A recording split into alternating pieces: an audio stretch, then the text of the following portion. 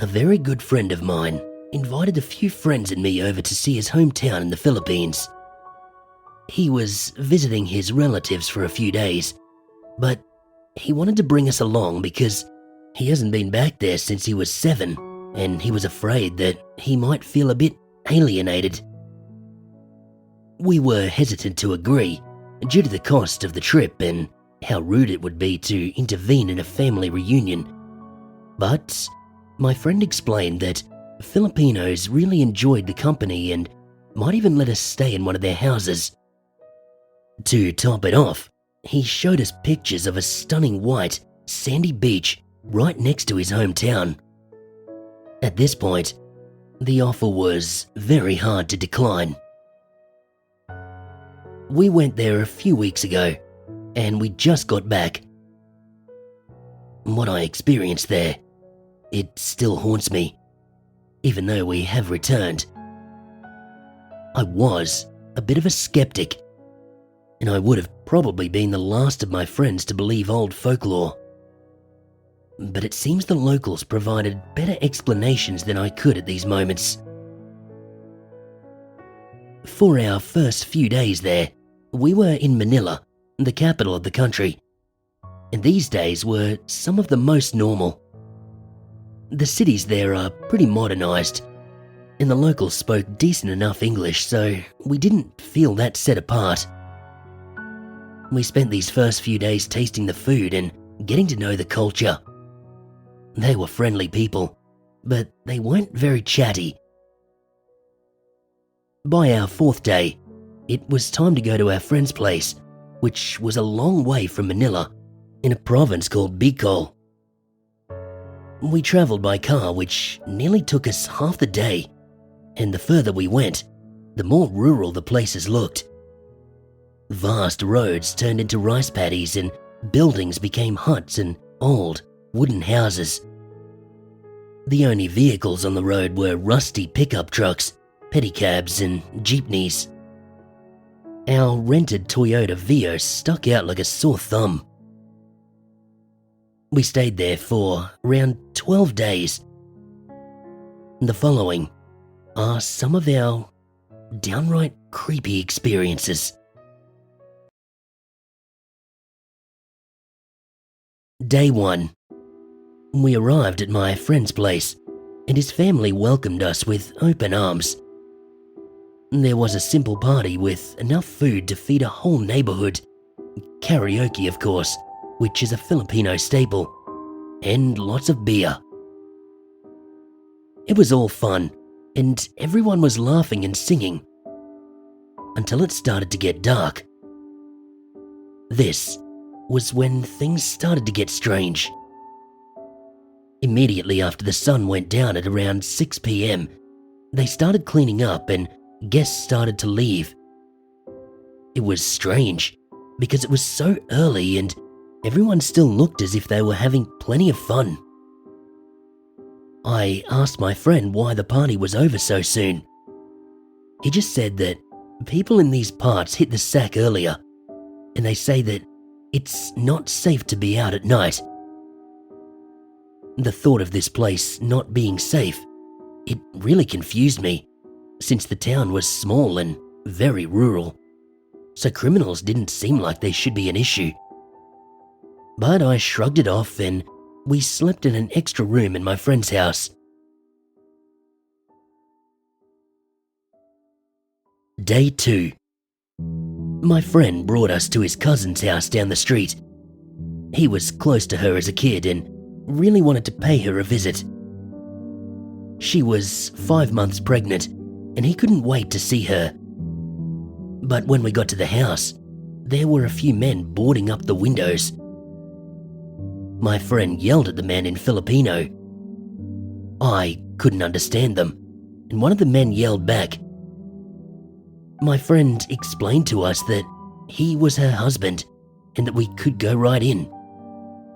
We climbed the steps to the door, which were strangely sprinkled with salt, and we turned the doorknob, which hung a necklace of garlic. Quite apprehensively, we went into the house, and I could see his cousin sitting in a rocking chair, her belly slightly bloated. The two cousins chatted for a bit until the strange modifications to the house were mentioned. We were all quite curious, and she could see that. She spoke in rough English for all of us to understand, and the words she managed to say were, "I am afraid of the tick-tick." My friend scoffed after that statement, at which we all looked at them in confusion. My friend explained that the tick-tick was an old Filipino legend of a humanoid monster with a long tongue, which it used to suck out fetuses from the mother's womb. 3 things deterred the tick-tick and other Filipino monsters: salt, garlic, and anything blessed by a priest. Like my friend, I didn't think anything of it, but the fact that the locals would go through all this trouble meant that there must be something more to it. We went on our way and said goodbye to my friend's cousin, but that wasn't the last we would see of her.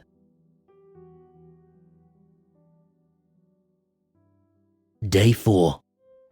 We were starting to get bored, so we decided to go to the beach. It was beautiful, with crystal clear waters and smooth, white sand. The only thing strange about it was that there was nobody out there swimming. Everyone stayed well away from the water's edge. When we tried to get in the water, a fisherman went over to us and shouted at us to stay away. My friend went over to talk to him. The fisherman told him that a little boy went swimming in these waters the other day and went missing. When the boy's friends were questioned, they told the parents that he was pulled down into the water and dragged by the ocean. There were some who speculated that it was the work of a shokoi, a sea monster who drags swimmers into deep water to feast on their flesh. This was the second time that a monster was mentioned to us during our stay. Though we didn't necessarily believe him at the time, we still didn't swim as respects to the missing boy. That night, we ran a little late getting back to the house, and as we rode a jeepney, the sun went down and it was pitch black, aside from the headlights on the vehicle. We passed a man walking alone by the side of the road, and when he saw us, he raised his hand, gesturing us to stop. The jeepney driver kept going and ignored the man. I told my friend to ask the driver, why did he ignore that potential passenger? My friend told me that the driver didn't pick up people this late, and that the driver feared they might not even be people at all. Day 5. We woke up that day, and we were surprised to see that none of our things were as we left them when we fell asleep. Our bags were wide open. All our clothes were thrown around the room. The pillows were on the floor, and the shoes were on the bed. The room was just in complete chaos. My cousin called for his grandfather, who owned the house, to show him the mess. He looked around the room and chuckled. We asked him, "What are you laughing about?" He whispered something to my friend, who translated his message.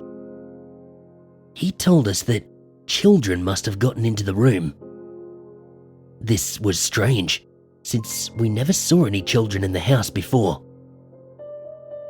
I asked the old man if they had kids in the house, and he managed to make out the words, "We used to." After this experience, I grew ever fearful of what this town had to hide, and how much truth these legends had. Day 7. A couple of days ago, we learned that nobody went outside their houses at night in fear of some strange things. But it turns out, not everybody followed that rule. That morning, the whole town was distressed as the body of a teenage boy was found beside a clump of banana trees near a densely wooded forest. He had been impaled by a sharp piece of bamboo sticking out of the ground. He was, supposedly, with a girl that night, but no trace of her has been found. My friend had overheard some gossip from the townsfolk and explained what the locals thought had happened. It turns out the two had been seeing each other behind their parents' back, as teenagers do, and that these two teens weren't particularly superstitious. So, they arranged their meetups at night, despite the elders warning them of the dangers of going out after dark. It is said that a colony of encantos, which are sort of like fairies, but a lot more sinister, lived in those banana trees. The prince saw the young lady and wanted to take her as his bride. These creatures had the ability to control nature, so the prince made a bamboo grow out of the ground and stabbed the boy in the chest. He took the girl away to the land of the encantos, where she is forever trapped. Normally, I would have just brushed these stories off as nonsense, but after all I've heard, I don't know what to believe. Day 9. We didn't do much that day because one of my friends caught a terrible fever. He was burning up, and the nearest drugstore was miles away. Without our knowledge, my friend's grandfather called in a witch doctor, and from my first look at him, I knew he was nothing more than a quack. He was a frail old man who looked as if he needed the medical attention. With him, he carried a basket of leaves, herbs, candles, and other junk. I didn't want him to touch my friend because I feared it would only make him worse. But the family insisted, and we let the doctor into the room. He felt my friend's forehead and asked him to take off his shirt. My friend was sweaty and pale as the quack rubbed a bunch of leaves on his back. The doctor faced the family and asked them for something. My friend ran over to stop them, but his family reassured him and he sat back down. I asked him what happened, and he told me that the doctor had asked for the juice.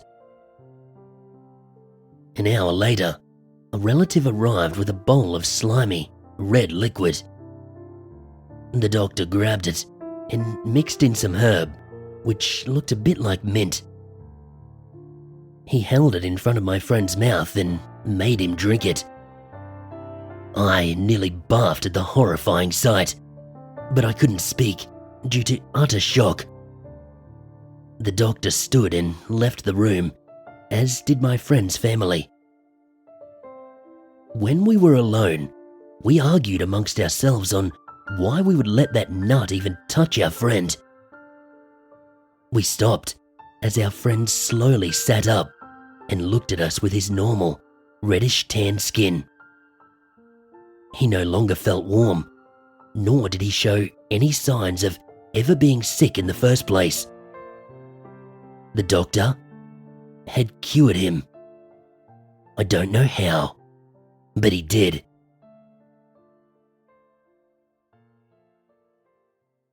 Day 10.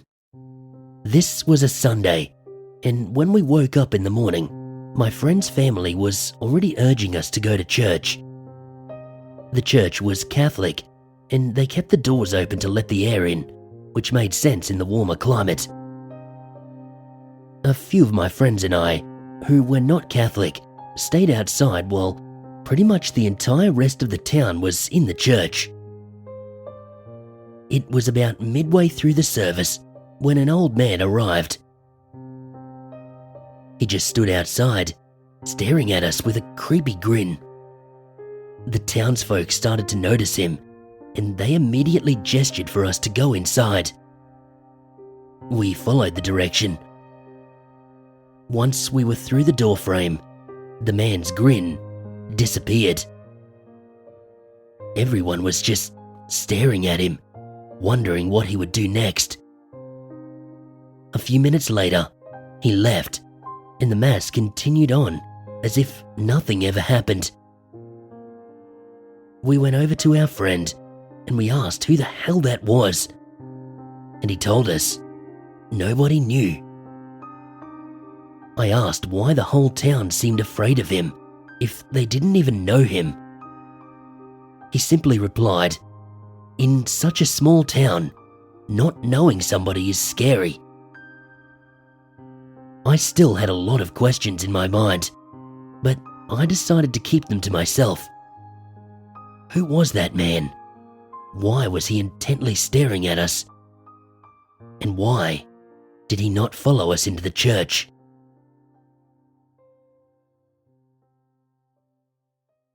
Day 11. We were woken up by the sounds of screaming coming from a few houses away. It was early, around 3 a.m., and the whole town ran out of their houses to see the commotion. It came from the house of my friend's cousin.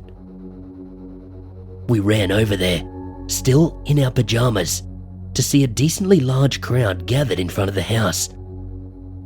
The husband was climbing down the steps, frantically shouting something in Filipino. My friend looked over at my other friend and grabbed her shoulders. He told her that they needed medical attention. She nodded and walked over to the frightened man, with the rest of us following closely behind. She tells the man that she is a paramedic, and he grabs her hands, tears flowing down his face, and yells, "Salamat," which is one word I actually know. It meant thank you. He leads her inside the house, and we quickly follow. The woman was sitting on the rocking chair, her face wet from tears and sweat. My friend does a quick checkup on her, feeling her belly and asking her questions, whilst my other friend translates. After a moment, my paramedic friend looked up at us, horrified. "Her baby is gone," she said. The rest of us were just in shock. She asked the couple if they had had a miscarriage, and they denied. She told us that there were fresh puncture wounds on her belly button, as if someone had poked a large syringe through it. This puzzled us, as there was no way any intruder could have gotten into the house, since they boarded up all the windows and the couple said they had locked the door. It began to rain outside, and I noticed the ceiling started to leak. I looked up, and I saw that there was a golf ball-sized hole in the roof. I asked the couple about the hole, and at first they seemed confused, like they didn't know they had a very noticeable hole on their ceiling. When the woman saw it, she got down on her knees and cried. She kept shouting words in Filipino, consistently yelling out, "Tick tick," which was the only word I understood. When the sun rose, my paramedic friend and Filipino friend stayed in the house while the rest of us left. I could never forget what had transpired in that house. Day 12. This was the day we left, and to be honest, I was relieved, but I was also frustrated. We didn't leave with happy memories or refreshed spirits. Instead, we were left with questions about the town where my friend had spent his childhood. But perhaps the biggest question that bothered me is if there were any other towns like this in the Philippines, or if all of them were just like this town. I guess these questions won't be answered now, and I don't know if I'm ever coming back. We left the town, and as our car drove away, we looked back to see all of the locals waving their hands in goodbye. They looked as if they were relieved that we had left.